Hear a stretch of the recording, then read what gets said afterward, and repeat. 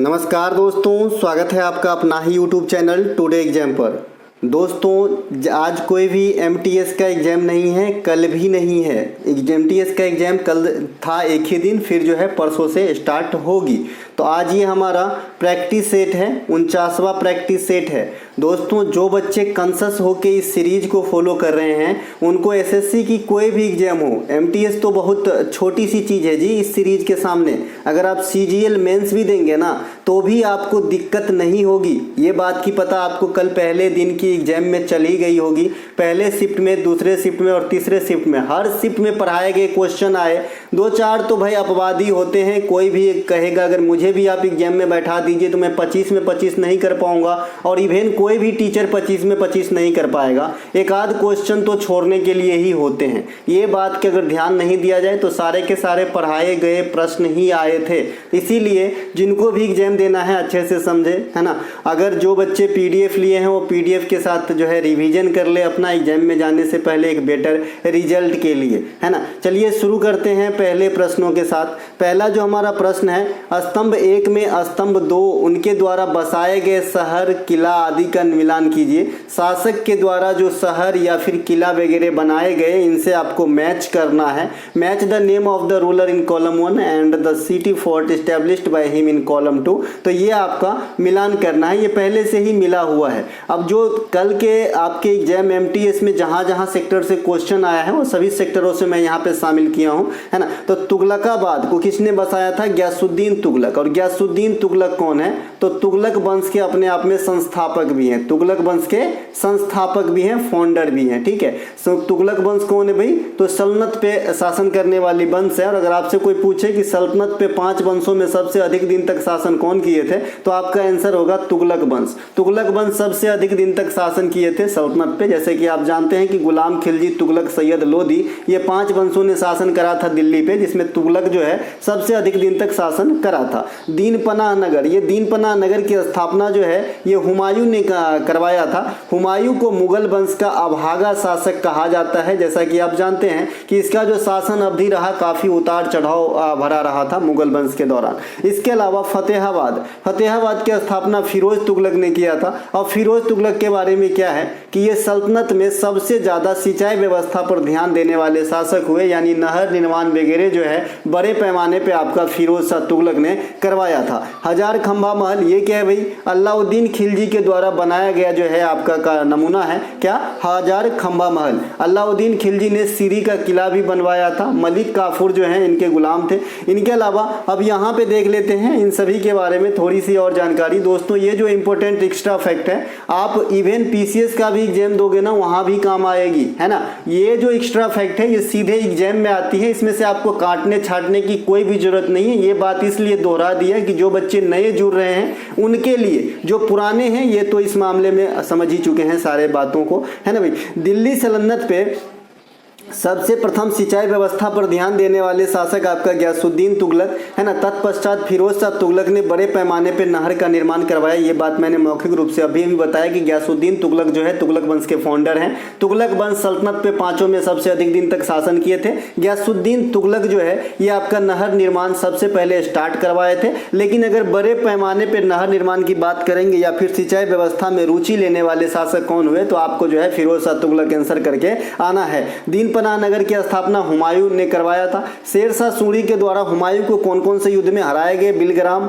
चौसा, है ना, इन सब युद्ध में जो है हराया गया था। शेरशाह सूरी किस वंश के संस्थापक बने थे? तो आपको बताना है जी, सूर वंश के संस्थापक बने थे। और उस समय जो है ये जो हुमायूं है इसे निर्वासित कर दिया गया था, ठीक है भाई। शेरशाह सूरी, अच्छा शेरशाह सूरी का ओरिजिनल नाम भी आपसे एग्जाम में पूछ दिया जाता है, तो आपको बताना है फरीद खान। फरीद खान जो है ये शेरशाह सूरी का ओरिजिनल नाम था। शेरशाह सूरी से एक चीज पूछा जाता है कि इसका मकबरा कहाँ है, तो ये बताएंगे भाई सासाराम बिहार में है मकबरा। तो ये बात भी आपको ध्यान रखना है शेरशाह सूरी के बारे में। शेरशाह सूरी जो है जीटी रोड के मरम्मत कराने में इंटरेस्ट दिखाए थे। ग्रैंड ट्रंक रोड, ये ग्रैंड ट्रंक रोड कहाँ कहाँ से जाती है? देखिए मैं कहीं से कहीं बताऊंगा, बस सुनते जाइए। Grand trunk road Pakistan, India और बांग्लादेश, ये 3 कंट्री तक फैला हुआ है। तो ये बात भी ध्यान रखेंगे। अभी अभी आपके सीएचएसएल में पूछा गया था कि ग्रैंड ट्रंक रोड किसे जोड़ते हैं? एक ऑप्शन था पंजाब से कोलकाता। यही आंसर राइट हो जाएगा क्योंकि ये बांग्लादेश तक जाता है और आपका पाकिस्तान से स्टार्ट होता है। तो जब ऑप्शन सटीक ना हो तो मिलता जुलता ही सही। इसके अलावा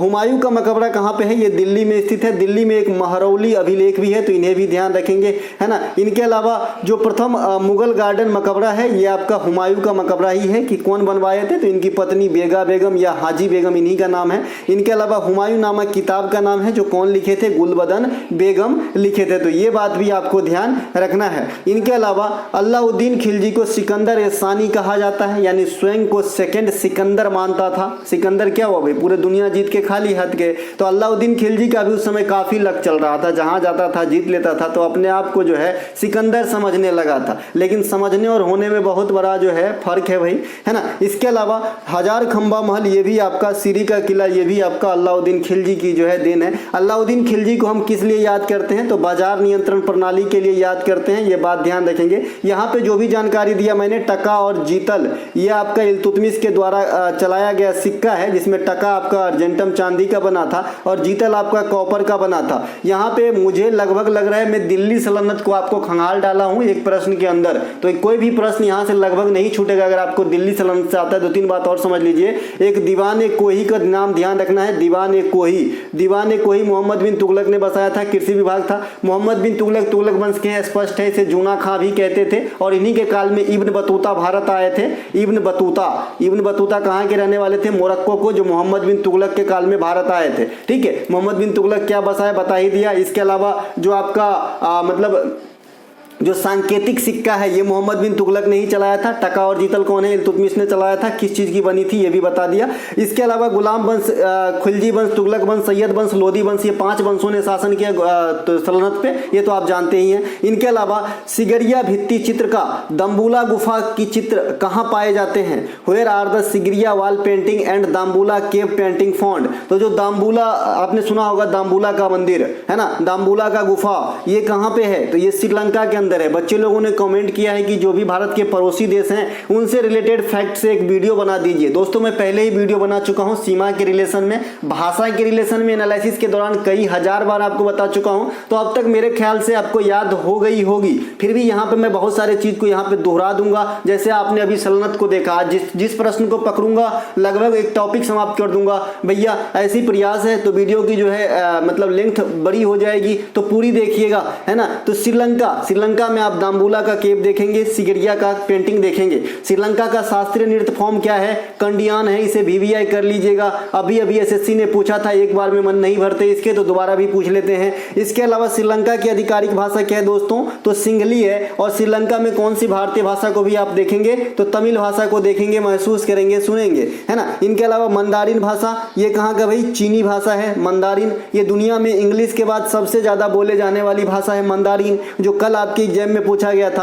भूटान की आधिकारिक भाषा क्या है? जोखंगा, जोंगखा या जोखंगा। इसके अलावा बांग्लादेश का बांग्ला, नेपाल का नेपाली, मालदीव का दिवेही, बर्मा का बर्मी। तो ये सब जो हमारे पड़ोसी देश हैं इनके भाषा है। पाकिस्तान का नहीं पूछेगा, अफगानिस्तान का नहीं पूछेगा, गारंटी। इसके अलावा भारत के साथ स्थलीय सीमा वाला पड़ोसी देश कौन सा है और जलीय सीमा वाला पड़ोसी देश कौन सा है? ओवरऑल कितने पड़ोसी देश हैं? ये 3 क्वेश्चन आपके सामने मैंने फटाफट दागा है गोली के स्पीड से। स्थलीय सीमा वाला 7, जलीय सीमा वाला 2, है ना, यानी पूर्णतः जलीय सीमा वाला 2। वैसे पाकिस्तान म्यांमार भी जलीय स्थलीय दोनों सीमा बनाते हैं, ठीक है भाई, तो उनको नहीं पकड़ना है। ये पूर्णतः जलीय सीमा की बात कर रहे हैं, तो 2 हो जाएंगे। और आपका जो है टोटल कितने होंगे? तो 7 2 9 कंट्री से हमारा जो है मिलन तो नहीं होती है जलीय से भाई, मिलन तो नहीं होती, लेकिन फिर भी हम मानते हैं कि हमारा 9 जो है पड़ोसी कंट्री है, जिसमें 7 तो हमें लैंड ही टच करते हैं, तो 7 तो पक्के में है ना। तो 9 हो गया ओवरऑल, 7 हो गया स्थलीय, 2 हो गए जलीय। अगर पूर्णतः जल मिलाएंगे तो पाकिस्तान भी आ जाएगा इसमें, है ना, मालदीव और श्रीलंका के साथ साथ,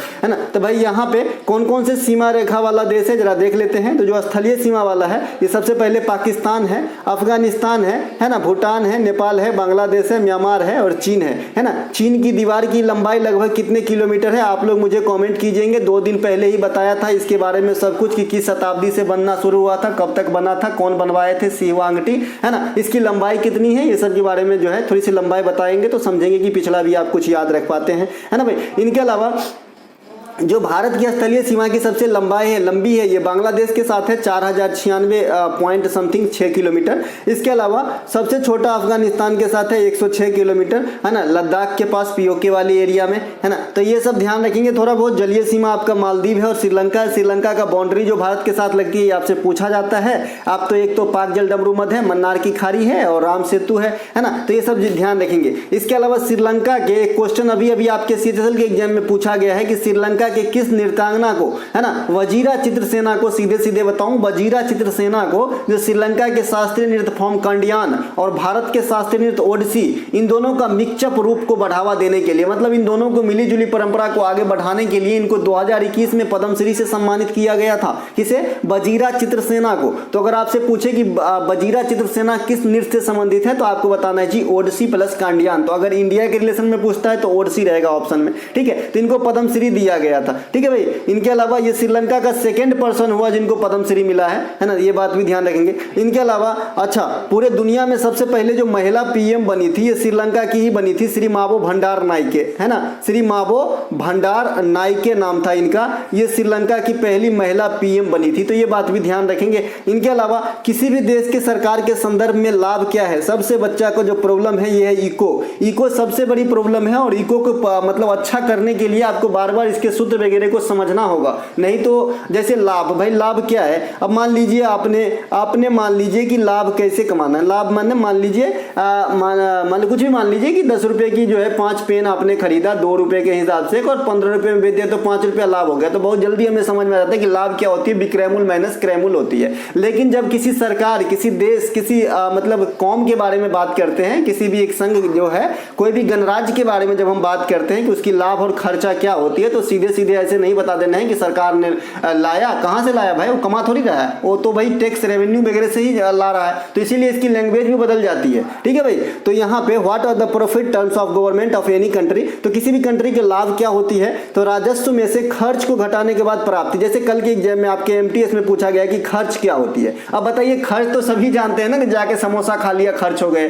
PDF खरीद लिए खर्च हो गए, कुछ भी कर लिए खर्च हो गए, तो सभी जानते हैं। लेकिन इकोनॉमिक्स के अंदर जब किसी राज्य कंट्री को रिलेट करता है तो आप ऐसे ऑप्शन पाएंगे ही नहीं, तो जवाब क्या देंगे, है ना। तो इसके लिए थोड़ा सा समझ होनी चाहिए। आइए बताते हैं। राजस्व में से जब खर्च घटा देते हैं, यानी कुल प्राप्तियों में से, है ना, व्यय को घटा देने के बाद जो प्राप्ति होती है उसे हम लाभ कहते हैं। यहाँ पे मैंने इकोनॉमिक्स के टर्म में बताया है, हालांकि सिंपल लैंग्वेज में लिखा गया है। इसके अलावा खर्च भी कई प्रकार के होते हैं, जिसमें 2 प्रमुख प्रकार के होते हैं। एक राजस्व व्यय होती है और एक पूंजीगत व्यय होती है, कैपिटल एक्सपेंडिचर, और एक होता है आपका रेवेन्यू एक्सपेंडिचर, ठीक है भाई। तो जो रेवेन्यू एक्सपेंडिचर होती है ये क्या होती है कि सब्सिडी अगर किसी चीज पे दी जाती है, सब्सिडी आपको LPG भी दी जाती है। LPG पे सब्सिडी दी जाने वाली स्कीम का नाम क्या था? पहल। क्या नाम था भाई? पहल स्कीम के तहत जो है LPG सिलेंडर पे हमें सब्सिडी प्राप्त होती थी। पहले मुझे भी मिलता था, लेकिन अब पता नहीं मेरा बंद कर दिया, देखना पड़ेगा। इसके अलावा स्कॉलरशिप, है ना। इसके अलावा पेंशन मैंने बता दिया था किसको मिलेगा, है ना। पेंशन किस, वो ये पेंशन जो है कौन सा रेवेन्यू एक्सपेंडिचर में आएगा, तो आपको बताना है भाई, क्योंकि मैंने बताया था कि विधवा पेंशन भी मिलता है और आपका एक और कौन सा मिलता है भाई, विधवा पेंशन और वृद्धा पेंशन भी मिलता है, जो अधिक उम्र होने वाले को, है ना। तो एक नौकरी वाले को भी पेंशन मिलता है कि रिटायर हो गया तो पेंशन मिलता है। इसके अलावा सैलरी, डिफेंस, इंटरेस्ट, ये सभी के सभी रेवेन्यू एक्सपेंडिचर में आ जाएंगे। मतलब, है ना, रेवेन्यू में जो खर्च होती है रेवेन्यू से, ये में आ जाएंगे, ठीक है। एक कैपिटल एक्सपेंडिचर है, ये भी खर्च है, कैपिटल वाली, पूंजीगत वाली, ठीक है। तो इसमें क्या होती है? इन्वेस्टमेंट अगर कर रहा है तो ये आपका कैपिटल एक्सपेंडिचर में आएगा। इसके अलावा जो सार्वजनिक ऋण पर दी जाने वाली चुकता है, मतलब क्या समझे? जैसे कभी आपने सुना होगा ना कि इंडिया पे 75 लाख करोड़ की कर्ज है, पाकिस्तान पे 2000 अरब करोड़ की कर्ज है। तो ये सब जो है ये सार्वजनिक ऋण है, मतलब ऋण है जो हमें दिखता नहीं है और मेरा पर्सनल नहीं है, ये देश का है। तो जब ऐसे ऋण को चुकाया जाता है तो इसे क्या कहते हैं हम? कैपिटल एक्सपेंडिचर, ठीक है भाई, समझ गए। इसके अलावा फिजिकल डिफिसिट, है ना, फिजिकल डिफिसिट होता है ना। राजकोषीय घाटा, ये क्या होती है? राजकोषीय घाटा क्या होती है? फिजिकल डिफिसिट क्या होती है? FD क्या होती है? जो राजकोषीय आय होती है, यानी पब्लिक एक्सपेंडिचर, कुल प्राप्ति, मतलब माफ कीजिएगा, कुल खर्च, है ना, जो भी अभी खर्च खर्च आपने देखा तो public expenditure minus public receipt, जो राजकोषीय मतलब जो प्राप्त होती है, राष्ट्रीय आय माइनस राष्ट्रीय खर्च माइनस राष्ट्रीय आय, अगर इसको सिंपल शब्द में बोले तो, ठीक है भाई। इनके अलावा रेवेन्यू डिफिसिट, रेवेन्यू डिफिसिट क्या होती है, जहां पे आपने पब्लिक शब्द लगाया था वहां पे रेवेन्यू शब्द लगाना है। रेवेन्यू का मतलब राजस्व होता है, डिफिसिट का मतलब घाटा होता है। तो राजस्व घाटा बराबर revenue expenditure minus revenue receipt. भाई घाटा की स्थिति उत्पन्न कब होती है, जब आय से ज्यादा व्यय कर लोगे। अब पता चला सैलरी है 15,000 और एप्पल का मोबाइल ले लिया और मोबाइल एक बार महीने में गिर गया है ना, तो जाके 4,000 का हमने कांच लगवाया, तो उसी में बजट हमारी बिगड़ जाती है। तो ऐसी स्थिति में घाटे में ही आदमी जिएगा ना। तो इसे क्या बोलते हैं, रेवेन्यू डिफिसिट, कि भाई जो रेवेन्यू एक्सपेंडिचर है, जो खर्च है वो ज्यादा हो गया और प्राप्ति जो है कम हो रही है, ठीक है। इनके अलावा G20 शेरपा की बैठक का दूसरी बैठक का आयोजन अप्रैल 2023 में कहां किया गया। Where was the second meeting of G20 sherpas organised in April 2023। देखिए शेरपा का पहला बैठक भी हुआ था, शेरपा का सेकेंड बैठक भी हुआ G20 का, है ना। कल आपको G20 महिला वाला पूछा गया था, तो आपके सामने ये लिस्ट है जो G20 शेरपा का सेकेंड बैठक हुआ, ये केरला के अंदर हुआ है। और आपके सामने ये G20 वाला आज मैंने PDF भी दिया था टेलीग्राम के ऊपर एनालिसिस वाली, तो इसमें भी आपको ये सीट मिल गए होंगे, है ना। तो G20 के शेरपा की जो सेकेंड बैठक हुई ये आपका केरल में हुआ था अप्रैल 2023 के अंदर, अमिताभ कांत की अध्यक्षता में। अमिताभ कांत को जानते हैं ना भाई, अमिताभ कांत को, है ना भाई, बड़े बहुत बड़े हस्ती हैं इंडिया के। इनके अलावा G20 की पहली शेरपा की बैठक पिछले साल दिसंबर 2022 में उदयपुर राजस्थान के अंदर हुआ था। तो दोनों बात ध्यान रखेंगे। विदेश मंत्री वाला बता दिया था, नई दिल्ली में ये पूछे जाने की काफी आसार है, विदेश मंत्री वाला, है ना। इनके अलावा जलवायु परिवर्तन वाले भी आपसे पूछे जा सकते हैं, फरवरी 23 में हुआ है, बेंगलुरु कर्नाटक में हुआ है। तो दोनों बात ध्यान रखेंगे G20 वाली। इसके अलावा स्वर्णिम चतुर्भुज योजना कार्यक्रम की शुरुआत किस प्रधानमंत्री के कार्यकाल में हुआ था। बड़ा ही सटीक और बड़ा ही अच्छा क्वेश्चन है, कल स्वर्णिम चतुर्भुज भी फर्स्ट शिफ्ट में पूछा गया था, ठीक है भाई। During the tenure of which prime minister the golden quadrilateral plan program has started. तो जो आपका स्वर्णिम चतुर्भुज योजना की नींव है ये अटल बिहारी वाजपेयी साहब के हस्तांतरण के साथ 1999 में हुआ था, हस्ताक्षर किए थे इन्होंने। इनके अलावा इसकी जो पेशकश है 1998 से ही हो रहा था, और अधिनियम की बात करें तो और पहले आया था, ठीक है। लेकिन ये जो अपना कार्य वगैरह है ये 2000 ईस्वी के बाद करना स्टार्ट किया था। तो ये सभी के सभी बातें आपके मोटे तौर पे जानकारी रखना होगा कि जब कथन के रूप में क्वेश्चन आए तो आपसे क्वेश्चन ना छूटने पाए भैया। तो स्थापना की बात करेंगे तो 99 ही होगा, लेकिन कार्य की बात करेंगे तो ये जो है आपका 2000 के बाद स्टार्ट किया था काम, और उनका जो कार्य पूरा है स्वर्णिम चतुर्भुज का ये 2012 में हुआ था, ठीक है। स्वर्णिम चतुर्भुज योजना के तहत भारत के 4 महानगर जो है दिल्ली, कोलकाता, मुंबई और चेन्नई को जोड़ा गया है ना। ये भाई सड़क है, भाई सड़क है, ऐसे जोड़ने का काम कर रहा है और कुछ नहीं। इनके अलावा एक बार एसएससी ने क्वेश्चन पूछा, हालांकि इजी क्वेश्चन पूछा, कि चारों महानगरों में अभी तक ऐसा कौन सा महानगर है जिसका नाम चेंज नहीं हुआ है। ये क्वेश्चन मैं आप लोगों के लिए ही रखता हूं, है ना। आप लोग कॉमेंट कर लीजिएगा। ये क्या है, रीजनिंग जैसा सवाल है, लेकिन आपकी जीके जीएस में ये क्वेश्चन पूछा गया था कि इंडिया में चारों महानगरों में ऐसा कौन सा महानगर है जिसकी अभी तक नाम चेंज नहीं किए गए हैं, आप लोग बताएंगे। इनके अलावा स्वर्णिम चतुर्भुज योजना की कुल लंबाई कितनी है, 5846 5846 किलोमीटर, 5846 किलोमीटर है। इसके निर्माण कार्य कब पूरा हुए, 2012 में स्टार्ट निर्माण कब हुआ था, मैंने बताया था कि 2000 के बाद हुआ था, लेकिन स्थापना की बात करेंगे यानी शुरुआत की बात करेंगे तो 1999 में हुई थी, है ना। कई बार ऐसे होते हैं ना कि हमने दुकान का सेटअप वगैरह लगा दिया लेकिन 6 महीने के बाद दुकान खोला, तो उसी हिसाब से समझ लीजिए। इसके अलावा भारत में राष्ट्रीय राजमार्ग तथा स्वर्णिम चतुर्भुज परियोजना जो है ये राष्ट्रीय राज्य प्राधिकरण जो है ना, नहाई NHAI national highway authorities of India, इनके द्वारा संचालित किए जाते हैं, जो देश के परिवहन एवं राजमार्ग मंत्रालय के अधीन कार्यरत होते हैं। आप समझ गए होंगे मैं क्या कहना चाह रहा हूं भाई, कि ये इसकी बॉडी जो है नहाई है, जिसके तहत ये ऑर्गेनाइज किए गए या फिर चलाए जाते हैं, या फिर राष्ट्र में जो भी NH वगैरह बनाए जाते हैं नहाई ही करता है, जो किस मंत्रालय के अधीन है, तो आप कहोगे जी परिवहन और राजमार्ग मंत्रालय के अधीन ये संस्था कार्य करती है। आप लोगों को एक बात और पता होगा कि जो बॉर्डर एरिया है वहां पे रोड कौन कौन बनाता है? तो BRO बनाता है। ये बात मैं बता चुका हूं और ये भी क्वेश्चन आपके एग्जाम में आते हैं और आएंगे, ठीक है भाई, कि जो बॉर्डर एरिया है ना वहां पे रोड कौन बनाते हैं? तो BRO बनाते हैं, ठीक है। इनके अलावा प्रसिद्ध श्रीनाथ जी मंदिर कहाँ स्थित है? देखिए मंदिर को जो है नया इंक्लूड कर लिया है TCS ने, पहले इतना नहीं जोड़ देता था लेकिन कल तीनों शिफ्ट में यहाँ से क्वेश्चन आए हैं। तो श्रीनाथ मंदिर जो है, where is the famous Shrinath temple located? तो ये आपका नाथ द्वार में है। और नाथ द्वार कहाँ पे है? तो ये राजस्थान में है। आप लोग नाथ द्वार से करंट सेक्शन में भी क्वेश्चन जरूर पढ़े होंगे। मैंने आज से 8-9 महीना पहले एक वीडियो बनाया था, हालांकि बच्चे ने उन्हें नहीं देखा, लेकिन वीडियो मैंने बड़े जतन के साथ बनाया था, पूरे इमेज में लगा के बनाया था कि हाल में जो है इंडिया में कहाँ कहाँ पे जो स्टेचू वगैरह को बैठाया गया, जिनका क्या क्या नाम दिया गया, तो ऐसे मैंने बनाया था, शायद डिस्क्रिप्शन में लिंक भी होगा। तो नाथ द्वार में ही भगवान शंकर के सबसे ऊंची प्रतिमा 369 फीट ऊंची प्रतिमा का जो है अनावरण किया गया था, जिनका नाम दिया गया था विश्व स्वरूपम। क्या? विश्व स्वरूपम नाम दिया गया था। तो ये भी नाथ द्वार में ही है, राजस्थान के अंदर ही है। राजस्थान में आप जाएंगे तो क्या क्या पाएंगे? तो विजय स्तंभ पाएंगे। विजय स्तंभ को कौन बनवाया था? तो राणा कुंभा ने बनवाया था। जयपुर का महल पाएंगे। इसके अलावा राजसमंद झील पाएंगे, राजसमंद झील पाएंगे, राजसमंद झील पाएंगे, सांभर झील पाएंगे, है ना। इसके अलावा थार मरुस्थल पाएंगे, माउंट आबू जैन मंदिर पाएंगे, मैं करेक्शन कर दूंगा इसको। इसके अलावा प्रसिद्ध ओजोन लेयर किस मंडल में स्थित होता है? कल आपसे पूछा गया है कि सभी प्रकार के मौसमी घटना किस लेयर में होती है। मैंने आपको ब्रह्मांड को भी समझा चुका है, अभी ब्रह्मांड वाला एक अलग से टॉपिक है ना, और सौर मंडल के मैंने 5 लेयर भी समझा चुका है, जो भी आपके इंपॉर्टेंट क्वेश्चन आती है। सबसे पहले आपको लेयर से क्वेश्चन पूछता है कि पृथ्वी के सबसे नजदीक कौन सी लेयर है? तो आप कहते हो जी क्षोभ मंडल स्थित है। कौन सी?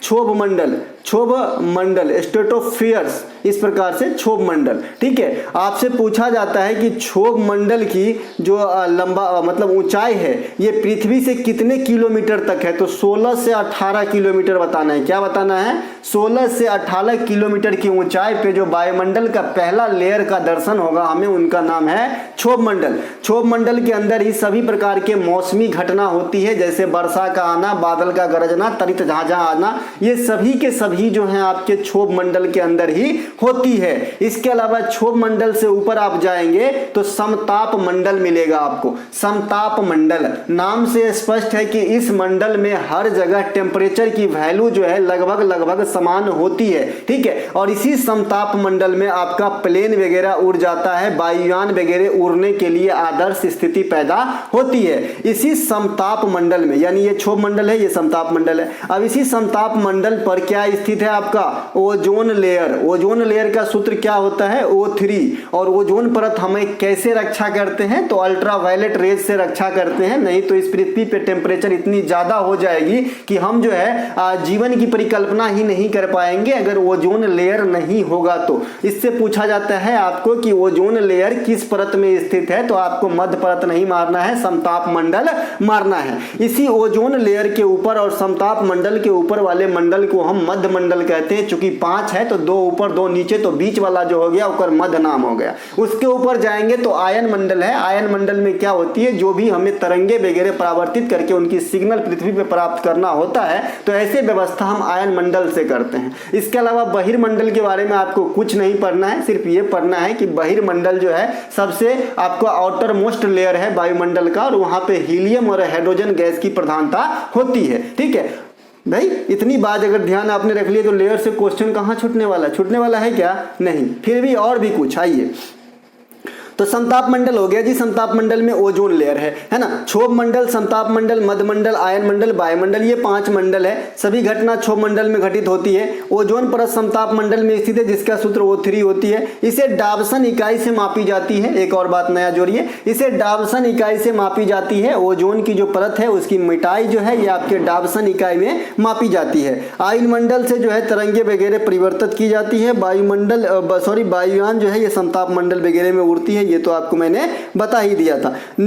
किस वस्तु का द्रव्यमान बढ़ता है तब घर्षण बल पे क्या प्रभाव पड़ता है? What happens to the force of friction when the mass of an object increase. जब मास इंक्रीज करेंगे तो उसके फ्रिक्शन पे क्या प्रभाव पड़ेगा? तो भाई फ्रिक्शन क्या होती है, बहुत सारे बच्चे तो फ्रिक्शन ही नहीं समझते हैं, है ना। अगर चप्पल के नीचे में अगर ऐसे आपका कटा छटा न हो तो आप स्लिप कीजिएगा कि नहीं कीजिएगा, है ना। तो यही क्या ये कि कटा छटा क्या उत्पन्न करता है भाई? तो ये घर्षण उत्पन्न करता है, फ्रिक्शन उत्पन्न करता है भाई, ठीक है। और अगर आपने देखा होगा कि पंखा में, पैडल में, साइकिल के पैडल में ये बॉल बेयरिंग डाल देते हैं और ग्रीस लगा देते हैं और ये नाचता रहता है, ये क्या करता है? घर्षण को कम करता है, ठीक है भाई। तो समझ रहे हैं, तो ये घर्षण बल बढ़ जाती है जब आप किसी भी बॉडी का मास बढ़ा देंगे तो घर्षण का जो भी मान होगा उससे ज्यादा हो जाएगा। अब ऐसे प्रश्न आपके एग्जाम में कितने टर्म में पूछे जाते हैं कि गति को दोगुना करेंगे तो संवेग क्या होगा? तो संवेग आपका मास गुने वेलोसिटी होता है, तो चूंकि स्क्वायर वाली कोई बात ही नहीं है तो वेलोसिटी को दोगुना करेंगे तो संवेग भी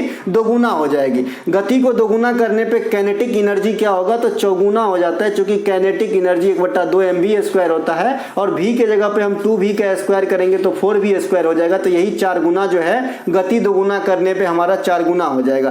तापमान में बढ़ोतरी के साथ जो आपका कंडक्टर है, जो गुड कंडक्टर है, उस पे जो है उसके कंडक्टिविटी पे क्या प्रभाव पड़ता है? तो आप कहोगे जी तापमान में अगर बढ़ोतरी करते हैं तो कंडक्टर के जो कंडक्टिविटी है, जो आपकी चालकता है, उसमें क्या होती है? घटो हो जाती है, मतलब कम हो जाती है, ठीक है। अगर आपने तापमान को बढ़ाया तो चालक की चालकता जो है घट जाती है ना। ये चीज जो है प्रतिरोध के साथ उल्टा हो जाता है, क्योंकि आप जानते हैं कि चालकता और प्रतिरोधकता ये एक दूसरे के अपोजिट काम करते हैं। अगर चालकता ज्यादा रहेगी तो प्रतिरोधकता कम रहेगी। प्रतिरोध मतलब समझ रहे हैं ना, कि गांव घर में मान लीजिए आप कहते हैं कि मैं एग्जाम देने जाऊं क्या, तो 5 को टांग खींचने वाला हो जाएगा ना, तैयारी नहीं है, कहाँ जाओगे? तो ये क्या है भाई? गतिरोध है। ये क्या है? प्रतिरोध है, जो आपको जो है करने से रोक रहा है, ठीक है। तो जो चीज कोई भी चीज करने से रोकते हैं उसे प्रतिरोध कहते हैं। अगर आपने रुकावट कम हो जाएगी तो आपका काम करने का जो है तरीका, मतलब थोड़ा स्पीड बढ़ जाएगा। तो यही चालकता है और यही प्रतिरोधकता है। प्रतिरोधकता मतलब रुकावट,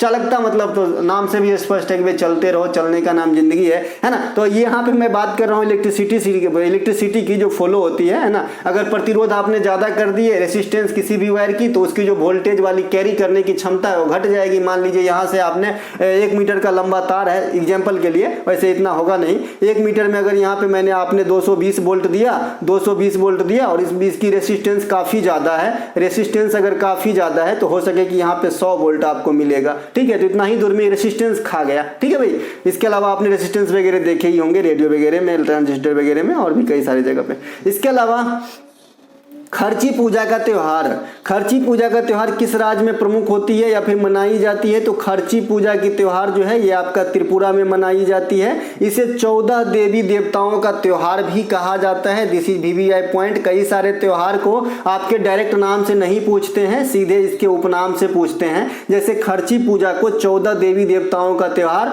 बथुकुम्मा को फूलों का त्योहार, कल आपका नौखाई पूछा गया था, 1000 पढ़ाए थे, फूलों का त्योहार। इसके अलावा आपको जो आपका हॉर्नबिल है, हॉर्नबिल त्योहार जो है नागालैंड का, और बथुकम्मा भैया तेलंगाना का है, ठीक है।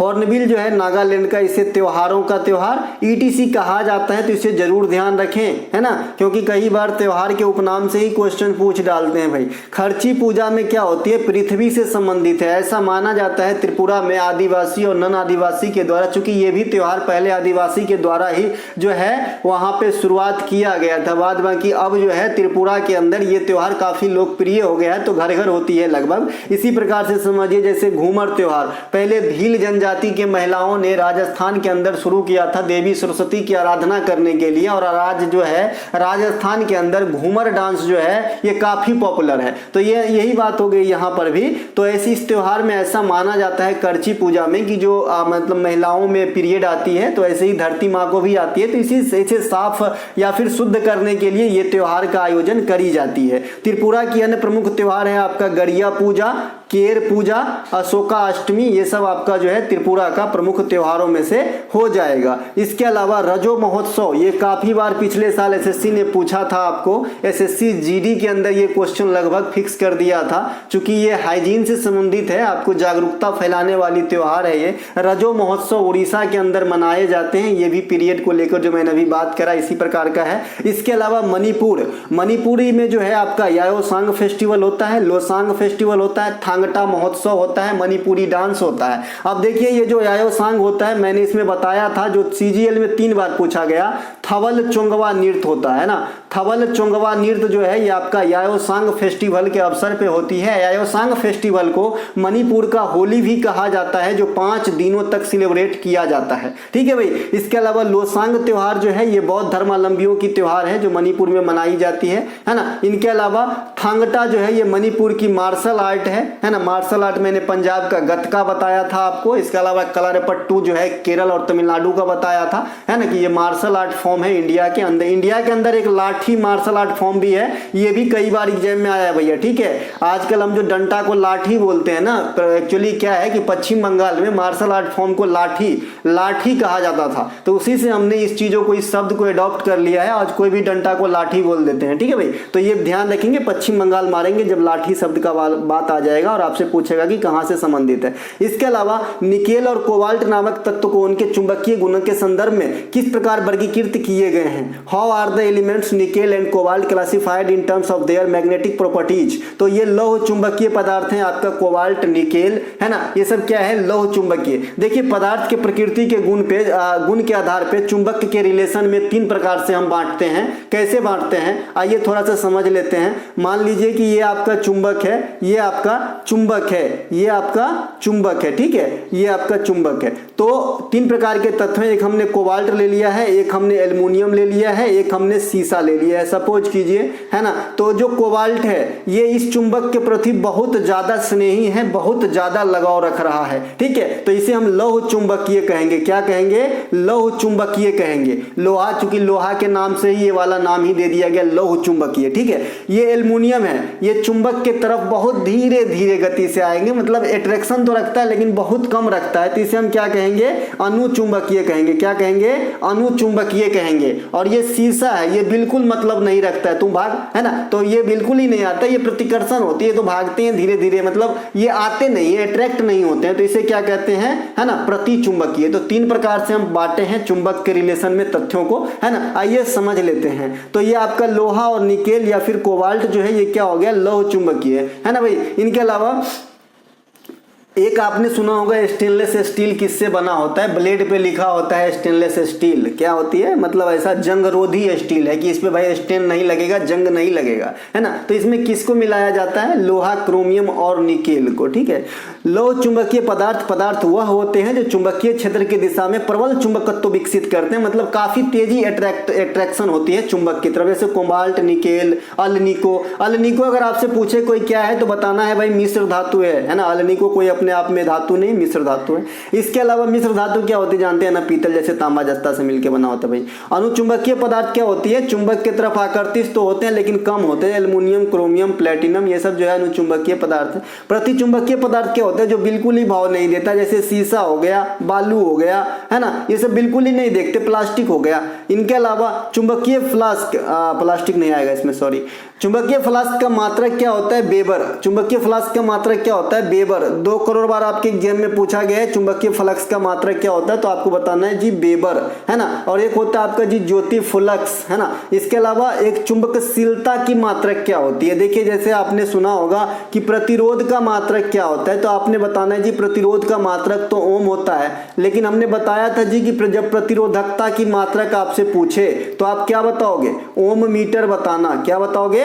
ओम मीटर बताना। तो इसी प्रकार से यहाँ पे आप देख रहे हैं कि चुंबकीय फ्लक्स की मात्रक जब पूछेगा तो आपको आंसर देना है वेबर, लेकिन चुंबकशीलता का मात्रक जब पूछेगा तो हेनरी बाय मीटर आंसर देना है। क्या देना है? हेनरी बाय मीटर आपको आंसर देना है। देखिए चुंबक का निर्माण जो है नर्म लोहा से भी होती है, इस्पात से भी होती है। जो नर्म लोहा से होती है वो टेम्पररी चुंबक है, जो इस्पात से होती है परमानेंट चुंबक होती है। चुंबक को अगर आप टेम्परेचर देंगे तो उसकी चुंबकीय गुण जो है कम होती जाती है, या फिर उसे पीटेंगे तो भी कम हो जाएगी, है ना। ये सब आपको थोड़ा बहुत ध्यान रखना है चुंबक के बारे में। चुंबक को आप कितना भी टुकड़ा कर दो उसको कोई फर्क नहीं पड़ता, फिर से नॉर्थ और साउथ पोल जो है इसमें क्रिएट हो जाते हैं, ठीक है। तो ये सब कुछ बातें ध्यान रखना है। जैसे मान लीजिए इतना लंबा चुंबक है तो ये अभी नॉर्थ या साउथ है, बीच से काट देंगे तो ये फिर नॉर्थ हो जाएंगे, साउथ हो जाएंगे, तो ऐसा चलता रहता है। इसके अलावा 2024 क्वाड शिखर सम्मेलन की मेजबानी कौन सा देश करेगा? तो भाई भारत करेगा। Which country will host the 2024 quad summit? तो ये इंडिया करेगा। क्वाड क्या है भाई?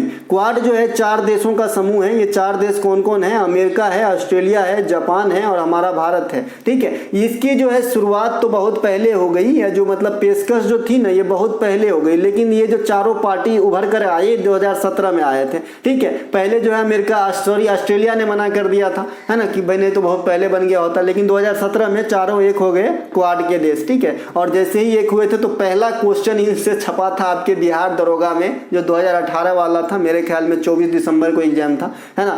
तो उसमें जो है आपका ये क्वेश्चन आया था कि क्वाड में निम्नलिखित में से कौन कौन से देश शामिल होते हैं, है ना। तो ये जो आपका क्वाड की जो सम्मेलन की जो मतलब पहली जो मन में आए किसके मन में? तो शिंजो एबे के मन में। ये बात भी ध्यान रखेंगे। क्वाड के राजनेता शिखर सम्मेलन की बैठक जो 2023 में हुआ, ये जापान में हुआ है, 2024 इंडिया के अंदर होगा। इसके अलावा ये नेशन इन मेकिंग पुस्तक के लेखक कौन है? Who is the author of the book nation in making? तो ये है आपके जी सुरेंद्र नाथ बनर्जी साहब। कल मैंने आपको खिलाड़ी के ऊपर बहुत सारे पुस्तक बताया था, सानिया मिर्जा, इसके अलावा पीवी सिंधु, इसके अलावा साइना नेहवाल, इसके अलावा करीना कपूर, प्रियंका चोपड़ा और बहुत सारे, मंजरी जहरूर की किताब मैडम सर, ये सभी के सभी बताए थे। और इससे पहले जो बुक का है वो उसमें तो सारे खिलाड़ी, सारे राजनेता, सारे बड़े बड़े लेखक, विक्रम सेठ, किरण देसाई, ये जो भी है ना, ये विक्रम सेठ हो गया, किरण देसाई हो गया, BS नायपाल हो गया, रामचंद्र गुहा हो गया, शशि थरूर हो गया, सबका किताब मैंने अलग अलग लिख के दे दिया था आपको। और PDF भी मैं प्रोवाइड करा देता हूँ व्हाट्सएप वगैरह पे, और उस पर भी दे दिया था, कहाँ पे? टेलीग्राम पे, है ना। तो जो है आप वहाँ से तो देख लिए होंगे, लेकिन इनसे अलावा कल एक किताब पूछा गया था, है ना। तो फिर भी मैंने कल खिलाड़ी के ऊपर रखा था, आज यहाँ पे राजनेता के ऊपर रखा हूँ। तो पाथवे टू गॉड ये आपका MK गांधी का है। माय एक्सपेरिमेंट विद ट्रुथ ये भी महात्मा गांधी का। हिंद स्वराज जानते होंगे, टुवर्ड्स न्यू एजुकेशन, हरिजन, ये सभी के सभी जो है गांधी जी के प्रमुख पुस्तक हैं। इंडियन ओपिनियन भी हो जाएगा, एंड यंग इंडिया भी हो जाएगा। इसके अलावा द यूनिटी ऑफ इंडिया, विश्व इतिहास की झलक, वर्ल्ड ग्लिम्पसेज ऑफ हिस्ट्री, है ना भाई। भारत की खोज, discovery of India, Pandit Jawaharlal Nehru. लेकिन रीडिस्कवरी ऑफ इंडिया एक भी किताब है जो मेघनाथ देसाई ने लिखा है।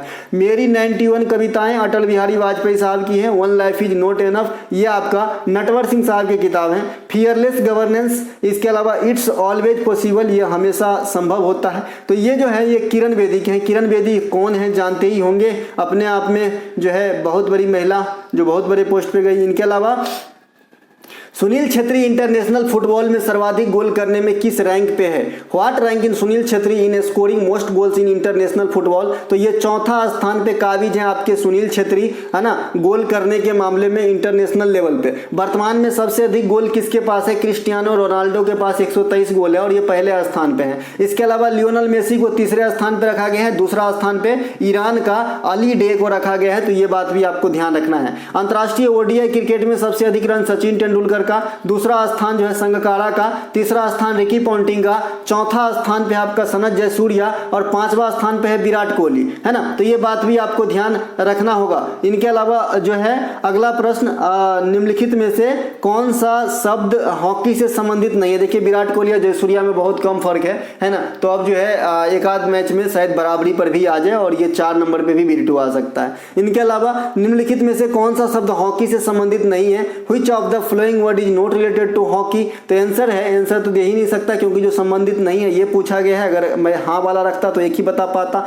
नहीं वाला रखें तो पूरा बता सकते हैं। तो मैं सिर्फ यही प्रयास करता हूँ कि आपको अधिक से अधिक बताया जाए ताकि आपके एग्जाम में फायदा जो है हो सके। हॉकी से जुड़े हुए शब्द सेंटर लाइन है, गोल रेखा है, ड्रिबलिंग है, स्ट्रिकिंग है, टाई ब्रेकर है और साइड लाइन है। ये सभी के सभी आपके हॉकी से जुड़े हुए शब्द हैं। और हॉकी के मैदान में कहाँ पे क्या लगाया जाता है इसके बारे में मैंने बता दिया था।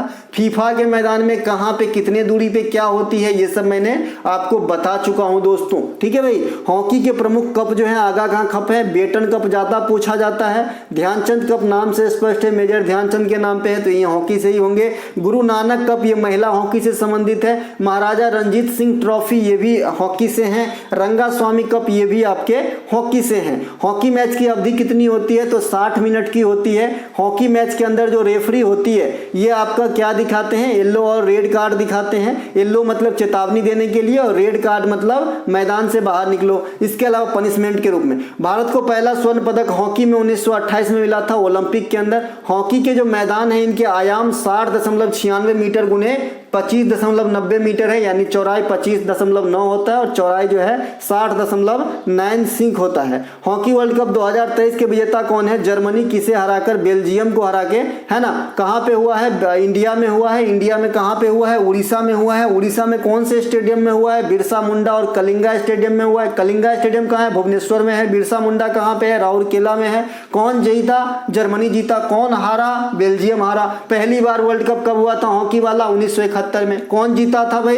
है ना, पाकिस्तान जीता था, है ना। दूसरी बार की जो विजेता है भारत है 1975 हॉकी वर्ल्ड कप के, और 1975 में ही वर्ल्ड कप की शुरुआत होती है। तो ये सब बात ध्यान रखेंगे। भारत एक बार जीता है कुलवामपुर में 1975 में। इसके अलावा राज्यपाल की कार्य शक्ति का जिक्र संविधान के किस आर्टिकल में है? In which article of the constitution is the working power of the government. कार्य शक्ति नहीं, क्षमादान लिख लीजिएगा यहाँ पे, ठीक है। क्षमादान लिख लीजिए, है ना, क्षमादान लिख लेंगे इस चीज को भैया। क्षमादान वाले आर्टिकल है यहाँ पे आंसर में, है ना। ये क्षमादान कर लेना है इसको। जो राज्यपाल की क्षमादान है ये आर्टिकल 161 में है, और जो आपका राष्ट्रपति का क्षमादान है ये आर्टिकल 72 में है। राज्यपाल की नियुक्ति राष्ट्रपति करते हैं। राष्ट्रपति के प्रसाद पर्यंत पद को धारण करते हैं, यानी राष्ट्रपति जब तक चाहे। राष्ट्रपति राज्यों में कार्यपालिका का राज्यपाल राज्यों में कार्यपालिका का प्रधान होता है। राज्यपाल अपना त्याग पत्र जो है राष्ट्रपति को सौंपते हैं। राज्यपाल की भी जो वेतन और भत्ता है ये भी संचित निधि पर आधारित है, या भारित है, या पोषित है, ठीक है। इसमें 3 वर्ड इनकरेक्ट है, मैं इसे करेक्ट कर दूंगा, हालांकि मैं इसे डार्क कर दिया हूं और मैं आपको पढ़ के सुनाता हूं। चलिए, राज्यपाल की नियुक्ति राष्ट्रपति करते हैं, जो राष्ट्रपति के प्रसाद पर्यंत पद को धारण करते हैं। राज्यपाल राज्यों में कार्यपालिका का प्रधान होता है, ये आप भी जानते हैं। और केंद्र में कौन होते हैं? तो राष्ट्रपति होते हैं। लेकिन वास्तविक प्रधान कौन होते हैं? तो केंद्र में पीएम आंसर देना है और राज्य में सीएम आंसर देना है। और ये ऐसा क्यों होता है ये मैंने आपको बता चुका है कि भाई ये तो नाम मात्र के लिए जो है प्रधान है, लेकिन जो फैसिलिटी है, जो पावर है, उसका यूज कौन कर रहा है? तो पीएम कर रहा है केंद्र में, और सीएम कर रहा है राज्य में भाई। इनके अलावा राष्ट्रपति को अपना त्याग पत्र देते हैं राज्यपाल, ये बात भी आपको ध्यान रखना है। राज्यपाल की वेतन और भत्ता जो है ये संचित निधि पर भारित है। अनुच्छेद 153 के तहत राज्य में एक राज्यपाल का प्रबंध किया गया है, और अनुच्छेद 153 के तहत ही संविधान के 7वें संशोधन 1956 अधिनियम के द्वारा कोई भी राज्यपाल दो से अधिक राज्यों के राज्यपाल भी हो सकते हैं। तो ये बात भी ध्यान रखेंगे। संतोष ट्रॉफी 2023 का फाइनल मैच किस स्टेडियम में कराए गए थे? In which stadium the final match of Santosh trophy 2023 was held? तो ये किंग फहद अंतरराष्ट्रीय हवाई अड्डा, जो कहां पे, माफ कीजिएगा, अंतरराष्ट्रीय स्टेडियम, ये कहां पे है? रियाद, यहां पे आपका कराया गया था। संतोष ट्रॉफी फुटबॉल की प्रतियोगिता है। इसके अलावा संतोष ट्रॉफी 2023 के विजेता कौन है? कर्नाटक है। 54 साल के बाद जो है ट्रॉफी को प्राप्त कर पाया है। संतोष ट्रॉफी 2022 के विजेता पश्चिम बंगाल था, है ना, माफ कीजिएगा, केरल था, पश्चिम बंगाल को हरा के। और 2023 वाला है कर्नाटक, मेघालय को हरा के। तो दोनों बात ध्यान रखेंगे। उप विजेता भी पूछे जा सकते हैं, कल विजेता पूछा गया था। डूरंड कप 2022 के विजेता बेंगलुरु फुटबॉल क्लब है, मुंबई सिटी को हरा के। तो ये बात भी आपको ध्यान रखना है। इनके अलावा अगला प्रश्न है कि हसरा हिंदुस्तान सोशलिस्ट रिपब्लिकन एसोसिएशन या आर्मी की स्थापना करने की विचार सर्वप्रथम किस क्रांतिकारी के मन में आया था? बहुत ही अच्छा क्वेश्चन है, और इस क्वेश्चन को सिर्फ पीडीएफ देखने से काम नहीं चलेगा। इस क्वेश्चन को समझने के लिए आपको वीडियो देखना पड़ेगा, ठीक है। चंद्रशेखर आजाद, देखिए यहाँ पे आंसर आपका भगत सिंह भी हो सकता है, लेकिन यहाँ पे क्वेश्चन में एक क्लू है, अगर आपने ठीक से देखा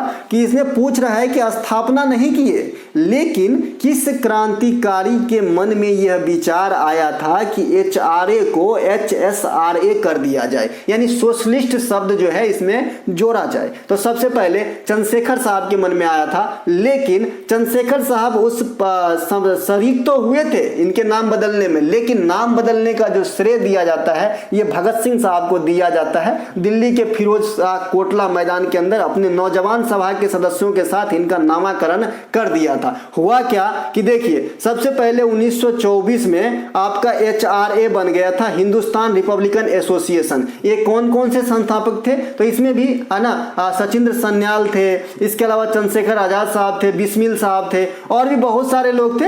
ये स्थापना हो जाती है। ये सभा जो है काफी अच्छे खासे चल रहे होते हैं कि भाई 1925 में काकोरी ट्रेन वाली जो कांड है, अब तो इसका नाम बदल गया है, काकोरी ट्रेन एक्शन हो गया है, इज्जत से नाम लिया जाना चाहिए भाई, क्योंकि ये देश सेवा के लिए किया गया था, है ना। तो ये काकोरी कांड जो हुआ था, है ना, तो इसमें क्या होती है कि अंग्रेज जो है बहुत सारे क्रांतिकारी को पकड़ के किसी पे मुकदमा, किसी पे चार्ज वगैरह चलाने लगे। तो ये पार्टी जो है, ये जो पार्टी बना था HRA, इसमें छिटफुट हो गया। छिटफुट हो गया मतलब थोड़ा सा ध्यान अट्रैक्ट कम हो गई, पावर जो है कमता होता दिख रहा था।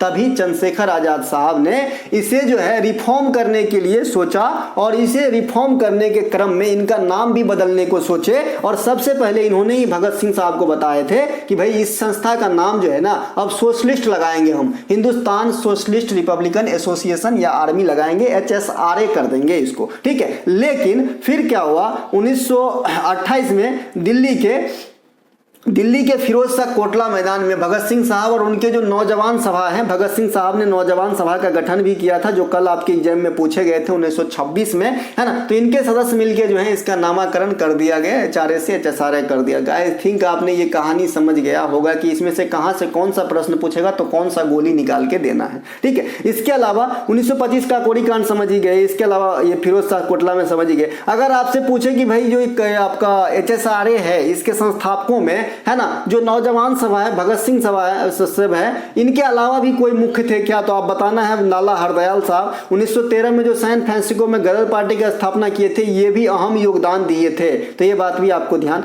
रखना है। इनके अलावा जवाहरलाल नेहरू ने आजादी के बाद लाल किला के किस गेट पे पहली बार झंडा फहराया था? ये क्वेश्चन कल आपके एग्जाम में आया था। मैंने हूबहू इसलिए रखा क्योंकि बच्चों में बड़ी कंफ्यूजन है और बहुत सारे बच्चे व्हाट्सएप पे ये मैसेज करके एक क्वेश्चन पूछ रहे हैं कि इसका आंसर क्या होगा। मैंने अभी मैं सो रहा था, नाइट ड्यूटी करके आया था भाई, तो मैं उठ के देखा तो एक बच्चे ने क्वेश्चन कर रखा है ना, तो इसीलिए मैंने इस क्वेश्चन को लास्ट में इंक्लूड किया गया। ये आपका जो है क्वेश्चन से ज्यादा क्वेश्चन है, ठीक है, मतलब ये एक्स्ट्रा में है, ठीक है भाई।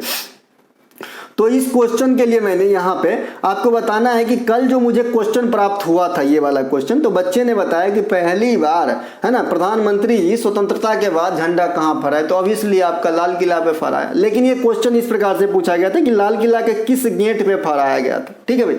तो लाल किला में भी कई सारे गेट हैं, जैसे कश्मीरी गेट है, लाहौरी गेट है। अब ये कैसे नाम दिया गया है, तो दिशा के अनुसार नाम दिया गया है। तो भाई वहाँ के मतलब हिसाब से कश्मीर उत्तर में पड़ जाता है, तो उत्तरी गेट को कश्मीरी गेट, पश्चिम में पाकिस्तान या लाहौर है तो पश्चिमी गेट को लाहौरी गेट। तो पश्चिमी गेट ही मेन गेट है और उसी गेट पे जो है पहली बार आपका झंडा फहराया गया था पंडित जवाहरलाल नेहरू के द्वारा। तो लाहौरी गेट इसका आंसर हो जाएगा। जिनका भी कल एग्जाम होगा, जिन्होंने भी लाहौरी गेट लगाया है, उनका राइट आंसर हो जाएगा। इनके अलावा प्रत्येक स्वतंत्रता दिवस के अवसर पे प्रधानमंत्री लाल किला पर और आपका राष्ट्रपति साहब जो है ये कर्तव्य पथ पे या राजपथ पे, जब अब नाम बदल गया है, कर्तव्य पथ हो गया है, यहाँ पे झंडा फहराने का कार्य करते हैं, ठीक है। 2023 में जो मनाया गया है स्वतंत्रता दिवस, ये 77वां है, माफ कीजिएगा, 2023 में जो मनाया गया है गणतंत्र दिवस, ये 74वां है। दोनों बात ध्यान रखेंगे। गणतंत्र दिवस के अतिथि भी ध्यान रखेंगे, अब्दुल फतेह अल सीसी, और पहला गणतंत्र दिवस के अतिथि कौन थे? डॉक्टर सुकर्णो,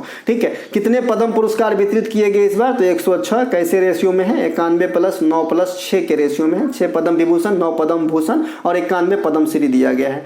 सतलज नदी का उद्गम जो है कहाँ से होता है, आपसे पूछ रहा है। तो सतलज नदी का उद्गम जो है तिब्बत के राक्षस ताल से होता है। मैंने सिंधु सतलज सतलज, ब्रह्मपुत्र, ये तीनों नदी तिब्बत के मानसरोवर के समीप से ही निकलती है, लेकिन अलग अलग ग्लेशियर से। तिब्बत के चेमाड्यूंग ग्लेशियर से आपका ब्रह्मपुत्र नदी निकलती है, सांगपो इनका नाम पड़ जाता है, सांगपो, दिहांग, ये सब। इनके अलावा दिहांग नहीं, सांगपो ही पड़ता है, दिहांग एक अलग नदी है, ठीक। इनके अलावा चंबल नदी का उद्गम जो है ये जानापाव पहाड़ी महू के पास एमपी से होती है। इनके अलावा रोहतांग दर्रा के पास से ब्यास नदी निकलती है, रोहतांग दर्रा का नाम बदल गया, अटल सुरंग है, हिमाचल प्रदेश में है। अमरकंटक की चोटी से नर्मदा और सोन नदी निकलती है, ये बात आप भी जानते हैं और दुनिया भी जानते हैं। प्रधानमंत्री कौशल विकास योजना में आवेदन करने वाले अभ्यर्थी की उम्र सीमा क्या है? देखिए उम्र सीमा से काफी क्वेश्चन आ रहा है, मैंने आपने बता रखा है कि भाई जो भी योजना है इनसे 3 ही क्वेश्चन पूछे जाते हैं, 3 ही क्वेश्चन पूछे जाते हैं, है ना, 3 ही क्वेश्चन पूछे जाते हैं। भाई बहुत दिन जो है मैंने इस चीज को देखा है, तो अब तो है ना 3 क्वेश्चन क्या है, एक तो आपसे इसवी पूछता है कि इस कब आया था, दूसरा आपसे पूछता है कि ये मंत्रालय क्या है, इसका उद्देश्य क्या है या मंत्रालय क्या है, तीसरा आपसे पूछता है ना, कि ये योजना का जो है उम्र सीमा में क्या है भाई, कि कौन आदमी लाभ ले सकते हैं, इसकी क्राइटेरिया से क्वेश्चन आ जाते हैं, ठीक है। तो ये बात ध्यान रखेंगे। और चौथा अधिक से अधिक पूछेगा तो ये किस पे लागू होता है, महिलाओं पे, एजुकेशन पे, या फिर सफाई कार्यक्रम पे, जो भी है, मतलब ये 3-4 तरीके के ही सवाल आपसे पूछे जाते हैं। तो जो आपका प्रधानमंत्री कौशल विकास योजना है, नाम से स्पष्ट है कि ट्रेनिंग वाला योजना है। 15 से 29 वर्ष की उम्र होनी चाहिए इसके लिए, अगर आपको ट्रेनिंग लेना है। प्रधानमंत्री कौशल विकास योजना विकास और उद्यमिता मंत्रालय के द्वारा 2015 में शुरू किया गया था। 3 गो क्वेश्चन का आंसर आपसे मिल गया है कि कब हुआ था, उम्र सीमा क्या है, किस मंत्रालय के द्वारा है ना, कौन सी चीज करवाते हैं, तो प्रशिक्षण देते हैं। इनके अलावा प्रधानमंत्री सुरक्षा बीमा योजना में 18 से 70 वर्ष है ना, 12 रुपया सालाना देना पड़ता है, सॉरी। इसके अलावा प्रधानमंत्री जीवन ज्योति बीमा योजना है ना, 18 से 50 वर्ष इसमें मतलब एज है लाभार्थी का। प्रधानमंत्री किसान सम्मान निधि योजना 2019 में आया था, और 6,000 रुपए की 3 किस्त में 2-2 हजार रुपए की राशि जो है किसान को फंडित किए जाते हैं। तो दोस्तों ये थे आज के प्रैक्टिस सेट नंबर हमारा 49वां। हम मिलेंगे 50वें प्रैक्टिस सेट में आज ही, जो रात को 9, साढ़े 9, 10 बजे तक आएगी, ताकि आप लोग जो है 2-3 दिन में एक अच्छे से बढ़िया तैयारी कर लीजिए। जो भी बच्चे खुचे मेरे मन से हैं, जो भी एग्जाम में ट्रेंड देखने को मिला कल, तो उस पर आधारित रहेगी, है ना। तो अगले वीडियो में मिलेंगे। जय हिंद दोस्तों। और ये सभी सीरीज की जिनको भी पीडीएफ चाहिए दोस्तों, सिर्फ एमटीएस का एग्जाम ही नहीं, देखो एसएससी का कोई भी एग्जाम देना है, दिल्ली पुलिस का एग्जाम देना है, सभी के लिए ये सीरीज जो है ना 57 वाली, इसे बोलते हैं रामबाण सीरीज। आपने पेनिसिया का नाम सुना होगा ना, कि हर चीज में इलाज के लिए जिसे इस्तेमाल किया जाता है, इसे निकिया कहते हैं। उसी प्रकार से ये रामबाण सीरीज है, तो आप कहीं भी इस्तेमाल कर सकते हैं। कोई भी टीसीएस निर्मित एग्जाम, कोई भी दिल्ली पुलिस वगैरह एग्जाम के अंदर आपको हर जगह काम आएगी। और इसकी डिस्क्रिप्शन में लिंक दिया गया है, व्हाट्सएप पे आप मैसेज करेंगे, आपको 25 रुपया चार्ज करने को कहा जाएगा और स्क्रीनशॉट भेजने को कहा जाएगा। अगर आप 25 रुपया पे करते हैं, स्क्रीनशॉट भेजते हैं, तो आपको हमारे ऐसे 57 क्लास की नोट मिलेगी, जैसा आपने इस क्लास को वॉच किया है। साथ ही आपको 10-12 टॉपिक बैच, 10 से 12 टॉपिक बैच की वीडियो मिल जाएंगी। एसएससी सीजीएल में आए सभी करंट अफेयर 2023 में एक्स्ट्रा फैक्ट के साथ एक ही जगह मिल जाएंगे। 151-152 करंट अफेयर की वीडियो, ये सभी के सभी जो है सुविधा मात्र 25 रुपये में ही है। तो आप लोगों पर डिपेंड करता है, चाहिए तो ले सकते हैं, नहीं तो कोई बात नहीं। मिलेंगे अगले वीडियो में। जय हिंद दोस्तों।